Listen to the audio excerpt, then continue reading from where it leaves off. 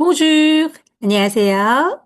오늘은 관광통역 안내사 프랑스어 면접 가이드 15번째 시간, 지금부터 시작하겠습니다.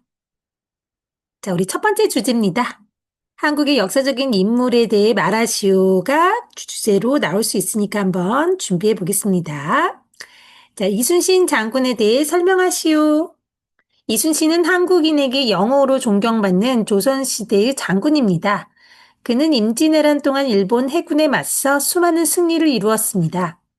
일본이 1592년에 조선을 침략했고 그 전쟁은 7년간 계속되었습니다. 그는 밤낮으로 전술과 무기를 연구하여 거북선을 탄생시켰습니다. 거북선은 용 모양의 머리가 달려있고 가판은 철심으로 뒤덮여 있습니다. 난중일기는 이순신 장군이 쓴 전쟁일기입니다. 그것은 임진왜란에 대한 구체적이고 생생한 기록이 담겨 있어 2013년 유네스코 세계기록유산으로 지정되었습니다. 한산, 명량, 노량해전이 특히 유명하며 이순신 장군은 노량해전에서 전사했습니다. 그의 마지막 말이 유명한데요. 내 죽음을 적에게 알리지 말라 했습니다. 또 그는 죽고자 하면 살 것이고 살고자 하면 죽게 될 것이다 라는 명언도 남겼습니다. 2014년 영화 명량의 인기에 힘입어 그 배경이 된 해남과 진도 울돌목에서는 해마다 명량 대첩 축제가 열렸습니다. 약 40만 명의 관광객들이 몰리는 유례없는 호황을 누리기도 했습니다. 그의 강직한 성품과 통찰력, 강인한 정신력과 치밀한 작전 덕분에 20여 회의 전투에서 승리를 거둔 장군으로 한국인들이 가장 우러러보는 영웅으로 칭송받고 있습니다. 서울 광화문에 이순신 장군 동상이 세종대왕과 함께 있을 정도로 고구려의 광개토대왕과 함께 대표적인 국민 장군이라고 말할 수 있습니다. 프랑스어로 대답해 볼게요. Qui est le général Isun-sin? Isun-sin est un général de la dynastie Joseon, respecté comme un héros par le peuple coréen. Pendant la guerre d'Imjin, il remporta de nombreuses victoires contre la marine japonaise. En 1792, le Japon envahit la Corée et cette guerre dura 7 ans. Jour et nuit, il étudia les tactiques et les armes, donnant ainsi naissance au Torture Ship, le navire tortue. Ce navire possédait une tête en forme de dragon et son pont était recouvert de pointes de fer. Le Nanjung-ilgi, journal de guerre, est le journal écrit par le général Isun-sin lui-même. Il contient des descriptions précises et vivantes de la guerre d'Imjin et a été inscrit en 2013 au registre mémoire du monde de l'UNESCO. Les batailles de Hansan, Myeongnyang et Noryang sont particulièrement célèbres. Le général Isun-sin trouva la mort lors de la bataille de Noryang. Ses dernières paroles, devenues légendaires, furent « Ne fais pas savoir ma mort à l'ennemi ». Il laissa également une autre maxime célèbre « Celui qui cherche à mourir vivra et celui qui cherche à vivre mourra ».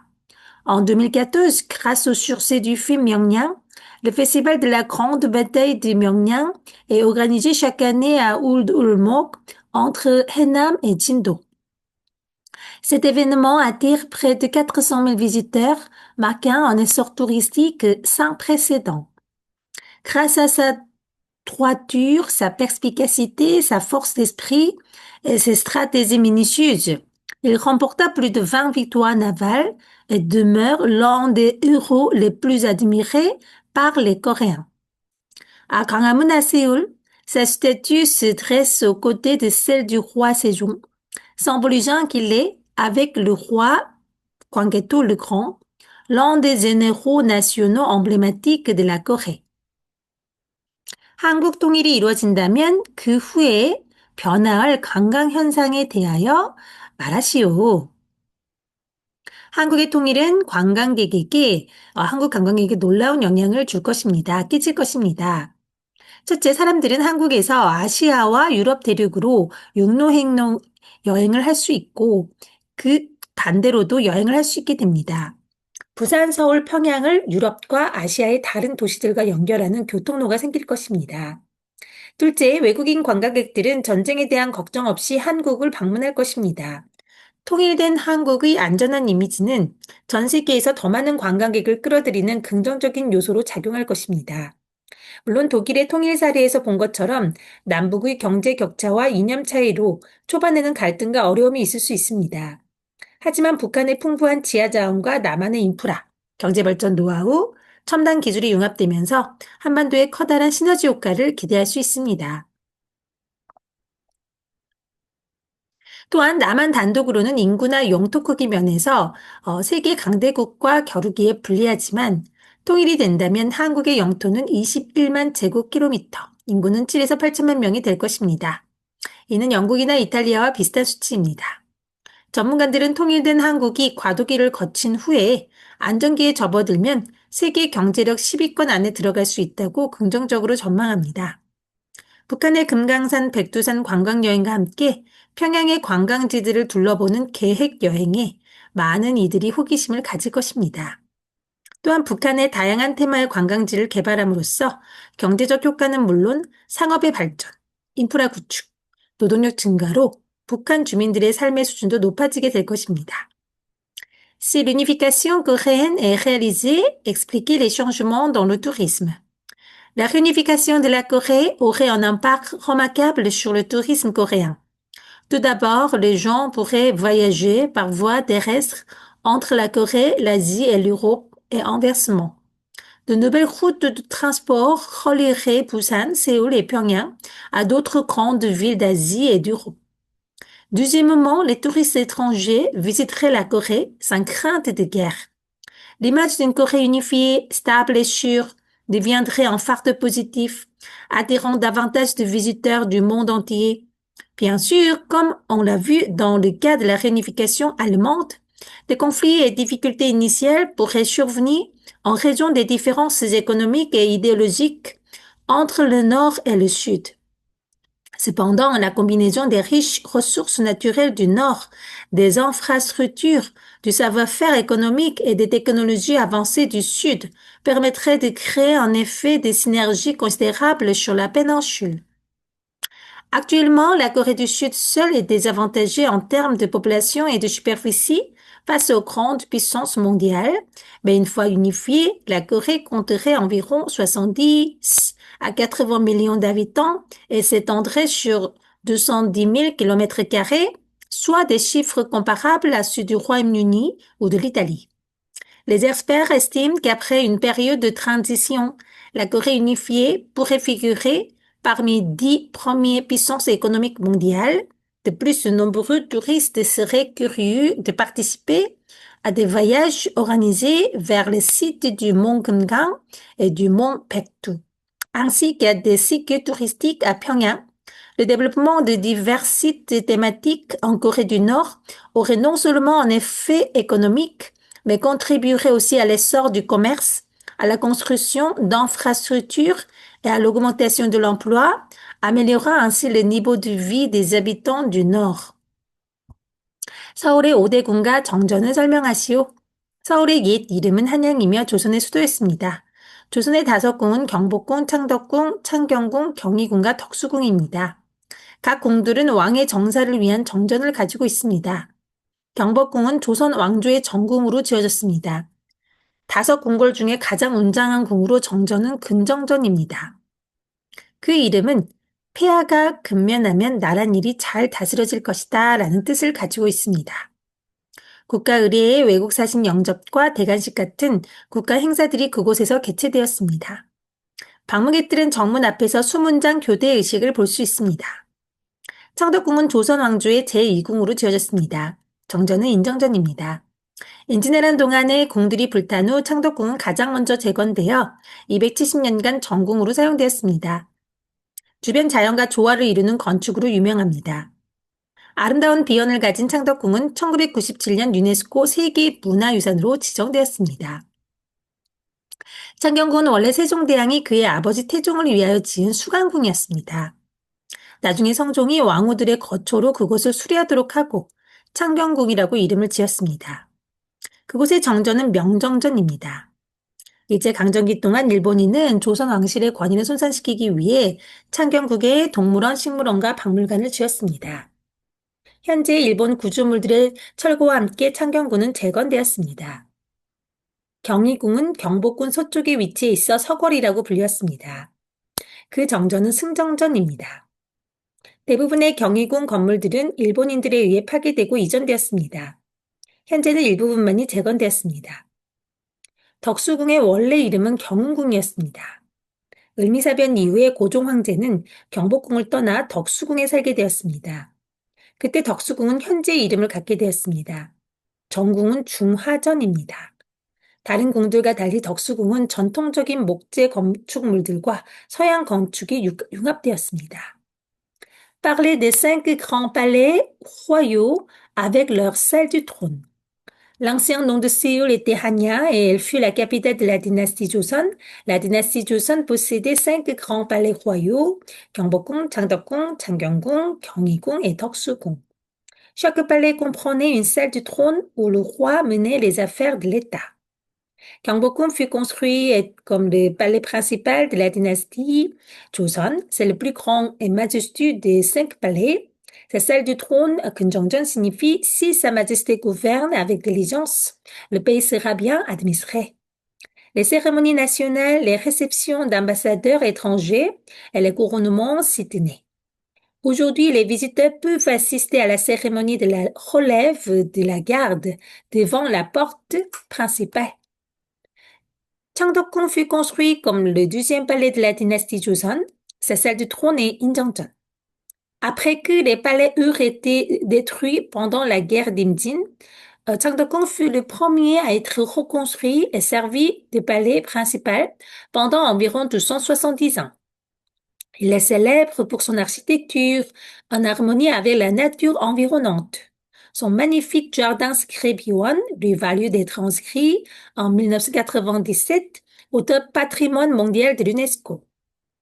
Changgyeonggung était à l'origine de Sugangung, construit par le roi Sejong pour son père, le roi Taejong. Plus tard, le roi Seonjong fit restaurer le palais pour y loger les reines et les dames royales. Elle le renoma Changgyeonggung. Sa salle de trône est Myeongjeonjeon. Pendant la période coloniale japonaise, les Japonais y installèrent un jardin botanique et un musée pour diminuer l'autorité de la famille royale. Aujourd'hui, le palais a été restauré et les structures japonaises ont été démolies.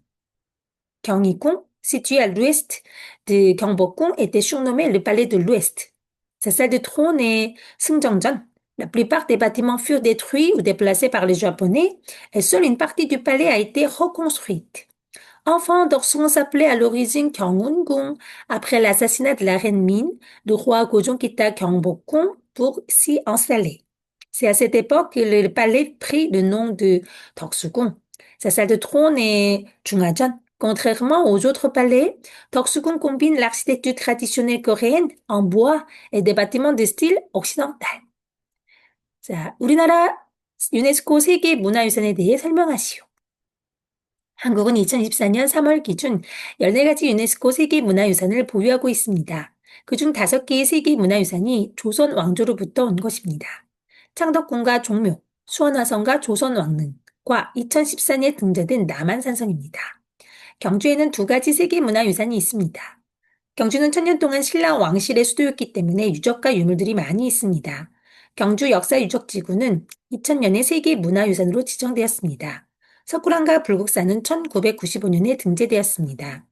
해인사 장경판전은 조선시대 때 만들어진 것입니다.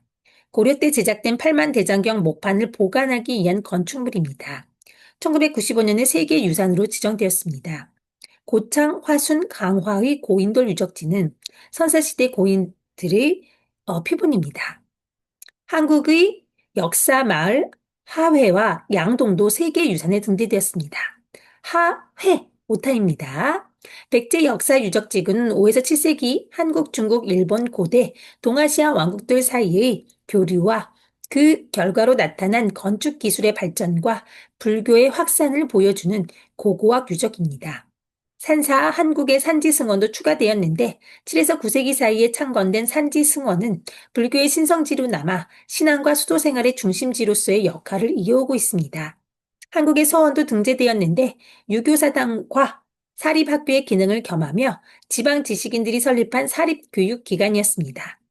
서원은 중국에서 온 성리학이 한국의 여건에 맞게 변화하는 역사적인 과정을 보여줍니다.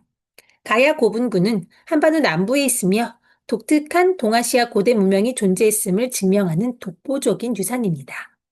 세계유산이란 세계유산협약이 규정한 탁월한 보편적 가치를 지닌 유산으로서 그 특성에 따라 자연유산, 문화유산, 복합유산으로 분류합니다. 유네스코 세계 자연유산인 제주 화산섬과 용암동굴, 갯벌을 포함하면 한국은 모두 16개가 됩니다. 그 밖에도 인류 무형문화유산과 세계 기록유산이 있습니다. 2019년 유네스코 문화유산으로 선정된 서원은 경북 영주의 소수서원, 안동의 도산서원 등 총 9곳입니다. Quels sont des sites inscrits au patrimoine mondial de l'UNESCO? En mars 2024, la Corée du Sud comptait 14 sites inscrits au patrimoine mondial de l'UNESCO. Parmi eux, 5 proviennent de la dynastie Joseon. Le palais Changdeokgung de Jongmyo, sanctuaire royal, la forteresse Hwaseong de Suwon, les tombes royales de la dynastie Joseon, ainsi que la forteresse de Namhan Sansang, inscrite en 2014. La ville de Gyeongju, qui fut la capitale du royaume de Silla, pendant plus de 1000 ans, possédait 2 sites classés. Le site historique de Gyeongju a été inscrit au patrimoine mondial en 2000, tandis que les grottes de Seokguram et le temple Bulguksa l'ont été en 1995. Le Jangyangpanjeon du temple Heinsa, construit sous la dynastie Joseon, abrite les plaques de bois de Triptaka Coreana gravées à l'époque Goryeo. Cet édifice destiné à préserver ces tablettes bouddhiques a été inscrit sur la liste du patrimoine mondial en 1995. Les sites mégalithiques de Guchang, Hwasun et Ganghwa représentent des dolmens préhistoriques typiques, témoignant des rites funéraires anciens. Les villages historiques de Hwae et Yangdong figurent également sur la liste du patrimoine mondial. Le site historique de Baekje, inscrit pour sa valeur archéologique, illustre les échanges culturels et technologiques entre les anciens royaumes d'Asie de l'Est, Corée, Chine et Japon, au 5e et à 7e siècle, notamment dans l'architecture et la diffusion du bouddhisme. Les Sansa, monastères bouddhiques de montagne, ajoutés à la liste, datent des 7e à 9e siècles. Ils demeurent des centres spirituels où se perpétue la foi et la pratique monastique bouddhique. Les Sowon Académies néo-confucéennes ont également été inscrites. Ces institutions, à la fois salles commémoratives et écoles privées, furent fondées par des érudits locaux. Elles témoignent de l'adaptation du néo-confucianisme chinois au contexte social et culturel coréen. Le groupe du tumulus de Gaïa, situé dans le sud de la péninsule, constitue un patrimoine unique, révélant l'existence d'une civilisation ancienne propre à l'Asie de l'Est. Les sites du patrimoine mondial se divisent en 3 catégories: culturel, naturel, mixte, culturel, naturel, selon la valeur universelle exceptionnelle définie par la Convention du patrimoine mondial. En ajoutant les sites naturels tels que l'île volcanique de Jeju et ses tunnels de lave, ainsi que les zones humides coréennes, les marais côtiers, la Corée comptait 16 sites au total. En dehors de ces sites, la Corée possède également de nombreux éléments du patrimoine culturel, immatériel de l'humanité et du registre mémoire du monde. Les 9 Sowon inscrits en 2019 comprennent notamment le Sosu Sowon à Yeongju et le Dosan Sowon à Andong, tous deux situés dans la province de Gyeongsangbuk-do. 우리나라 유네스코 세계 기록 유산에 대해 설명하시오. 한국은 총 8개를 보유하고 있습니다. 1997년에 훈민정음과 조선왕조실록이 등재되었습니다. 그 이후 왕의 비서가 쓴 일기인 승정원 일기와 세계 최초의 금속 활자인 직지심체 유절도 지정되었습니다. 조선왕조 왕실 의뢰인 의계와 고려 대장 경판도 등재되었습니다. 또 허준이 동양의학의 원리를 정리한 의학서적 동의보감이 있으며 1980년 인권 기록 유산 5.18 광주 민주화 운동 기록물도 등재되었습니다. 이순신 장군의 전쟁 일기인 난중일기와 새마을 운동 기록물 KBS 특별생방송 이산가족을 찾습니다. 기록물과 한국의 유교 책반도 등재되었습니다. 이어서 조선통신사에 관한 기록과 국채보상운동 기록물도 유네스코 세계기록유산으로 등재되었습니다. 2023년에는 전국적인 민초들의 혁명인 독재 정권에 대항한 학생 중심의 민주화 운동인 4.19 혁명 기록과 조선시대의 부패한 지도층과 외세 침략에 대항한 농민들과 동학 신도들이 주도한 무력 저항 운동인 동학 농민혁명 기록물이 등재되었습니다. Quels sont les registres mémoire du monde de l'UNESCO? La Corée du Sud possède actuellement 18 éléments inscrits au registre mémoire du monde de l'UNESCO. En 1997, le Hunminjeongeum, l'alphabet coréen, aujourd'hui appelé Hangul, et les annales de la dynastie Joseon furent inscrits pour la première fois. Par la suite, d'autres documents d'une valeur historique exceptionnelle furent ajoutés, notamment le Seungjeongeon Ilki, journal tenu par le secrétaire royal, le Jigji Simche Yojol, premier livre au monde imprimé avec des caractères métalliques mobiles. Les Uige, recueils illustrés relatant les cérémonies royales de la dynastie Joseon et les plaques du Triptaka Koreana gravées sur la dynastie Goryeo.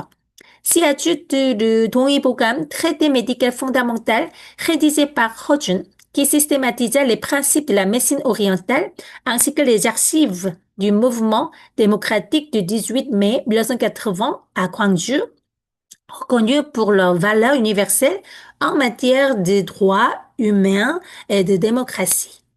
D'autres inscriptions incluent le Nanjung-ilki, journal de guerre de l'amiral Isun-sin, les archives du mouvement Semaeul, mouvement de la nouvelle communauté, symbole du développement rural coréen, les archives de l'émission spéciale de KBS à la recherche des familles séparées, diffusées en direct et témoignant de la tragédie de la division nationale, ainsi que les plaques d'impression confucienne de Corée, conservant les enseignements et textes classiques du confucianisme, sont également enregistrés les archives relatives aux missions diplomatiques coréennes, Joseon Tongsinsa, illustrant les échanges culturels et politiques entre la Corée et le Japon, les archives du mouvement pour le remboursement de la dette nationale, symbole du patriotisme populaire au début du XXe siècle.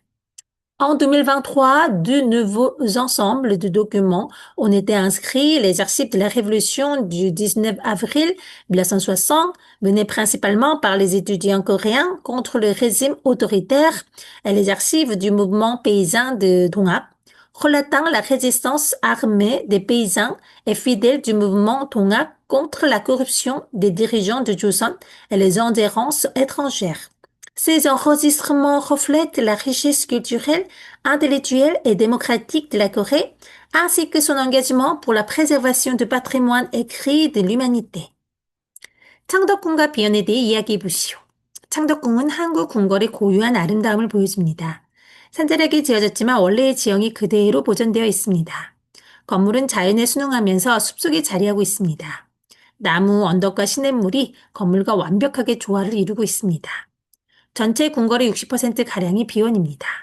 왕과 왕족들이 휴식을 취하는 장소였으며 활쏘기 대회나 연회가 열리곤 했습니다.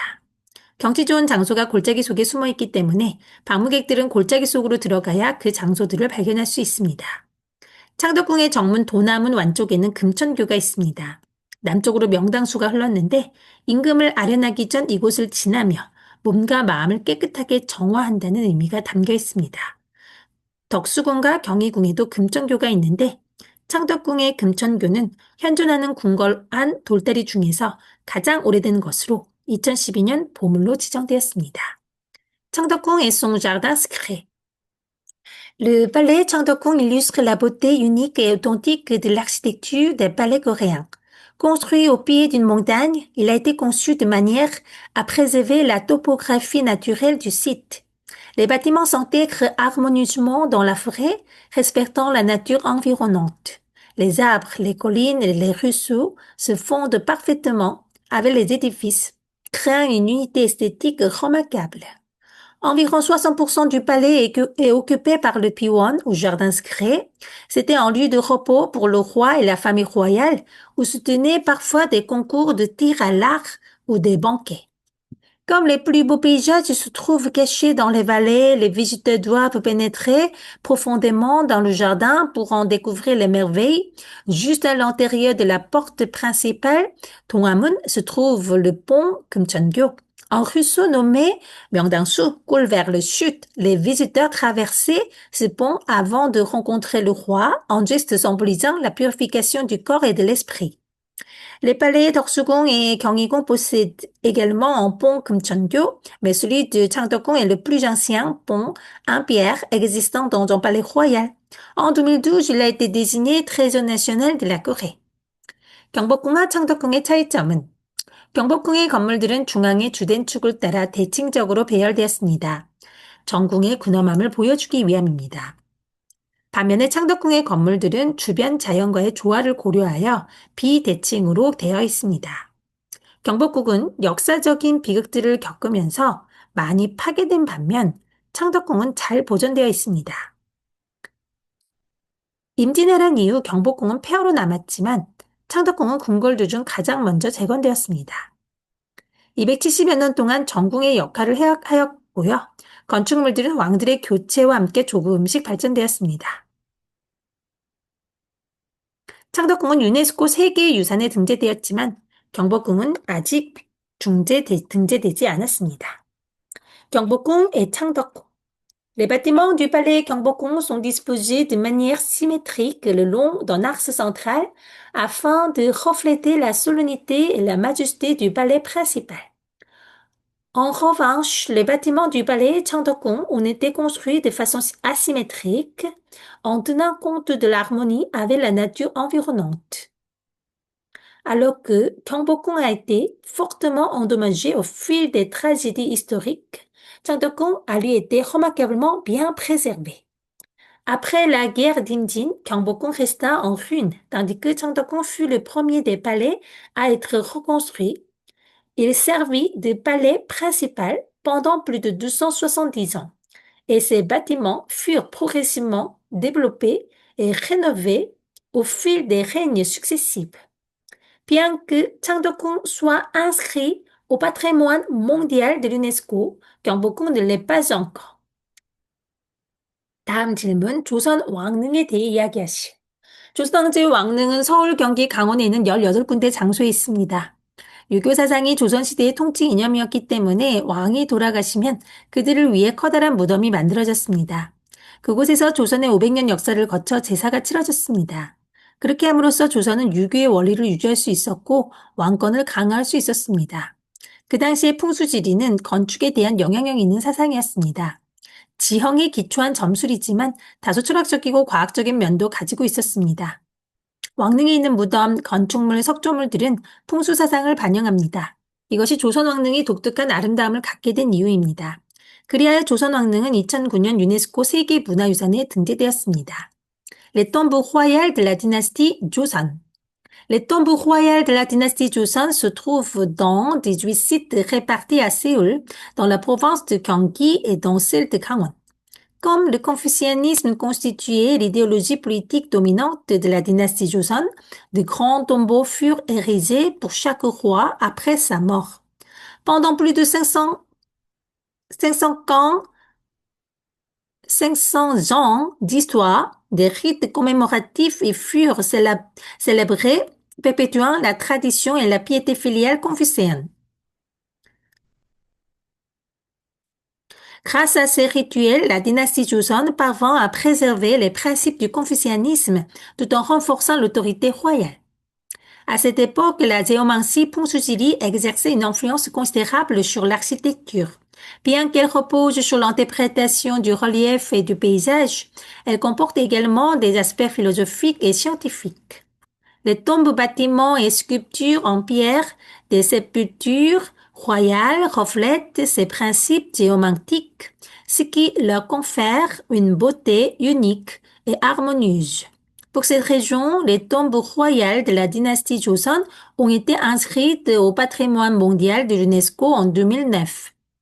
종묘와 종묘 재래의식에 대해 설명하시오. 종묘는 조선왕조 왕실의 사당입니다. 유교 사상에 따르면 사당은 죽은 사람의 영혼이 머무는 곳이고 무덤은 육체가 머무는 곳입니다. 종묘는 왕과 왕비들과 나라의 공신들의 영혼을 위한 특별한 사당입니다. 종묘에서 치러지는 제사인 종묘 제례는 국가적으로 중요한 행사였습니다. 신주들을 모시기 위한 정전은 19칸으로 되어 있습니다. 태조시대에 처음 지어졌고 수년간 확장 기간을 거쳤습니다. 영령전은 부차적인 사당으로 세종 때 처음 지어졌습니다. 나중에 칸수가 늘어나서 16개의 칸을 가진 사당이 되었습니다. 화려한 색깔과 장식을 피하고 장엄하고 엄숙한 분위기를 만들었습니다. 일렬로 늘어선 19칸의 구조물은 건축 역사에서 유일합니다. 종묘는 1995년 유네스코 세계유산에 등재되었습니다. 지금도 매년 5월에 종묘 재래의식이 열립니다. 유교의 충효 사상을 지키고 국가의 유대감을 강화하는 역할을 합니다. 종묘 제례악이라는 음악과 춤이 동반되는데 의례 절차, 음악, 제기들, 악기와 무용이 잘 보존되어 내려옵니다. 500년 이상 지속된 종묘 제례는 세계 어느 곳에서도 발견할 수 없는 귀중한 문화유산입니다. 종묘 제례와 종묘 제례악은 2001년 유네스코에 의해 인류 구전 및 무형 유산 걸작으로 선정되어 세계 무형유산에 등재되었습니다. Le 종묘 est la cérémonie de 종묘 제례. Le Jongmyo est le sanctuaire royal de la dynastie Joseon. Selon la philosophie confucéenne, le sanctuaire est le lieu où résident les âmes des défunts, tandis que la tombe est le lieu où repose leur corps. Le Jongmyo fut donc un sanctuaire particulier dédié aux esprits des rois, des reines et des hauts dignitaires du royaume. La cérémonie ancestrale du Jongmyo, Jongmyo-jere, était un événement d'importance nationale. Le pavillon principal, Cheongjeon, destiné à abriter la tablette ancestrale Sinju, comprend 19 salles, construites à l'époque du roi Taejo, fondateur de la dynastie Joseon. Au fil des années, le sanctuaire fut agrandi. Le le Yeongnyeongjeon, sanctuaire secondaire fut érigé sous le règne du roi Sejong et comporte aujourd'hui 16 salles. Contrairement à d'autres palais ou bâtiments royaux, le Jongmyo évite les couleurs vives et les ornements somptueux afin de créer une atmosphère solennelle et majestueuse. Son alignement unique de 19 salles en une seule rangée constitue un exemple architectural sans équivalent dans le monde. Le Jongmyo a été inscrit au patrimoine mondial de l'UNESCO en 1995. Encore aujourd'hui, la cérémonie de Jongmyo Jere se tient chaque année au mois de mai. Elle perpétue les valeurs confucéennes de loyauté et de piété filiale tout en renforçant l'unité nationale. Cette cérémonie s'accompagne de Jongmyo Jereak, un ensemble de musique et de danse rituelles transmis sans interruption. Les rituels, musique, instruments ou bougies rituels et chorégraphies sont soigneusement préservés depuis des siècles. Pratiqué depuis plus de 500 ans, le Jongmyo Jere constitue un patrimoine culturel inestimable, sans équivalent dans le monde. En 2001, le Jongmyo Jere et le Jongmyo Jereak ont été proclamés par l'UNESCO chefs d'œuvre du patrimoine oral et immatériel de l'humanité, avant d'être officiellement inscrits sur la liste du patrimoine culturel immatériel de l'humanité. 자, 오늘 좀 길었죠? 자, 우리 또 면접 가이드 다음 시간에 또 새로운 주제로 찾아뵙겠습니다. Merci!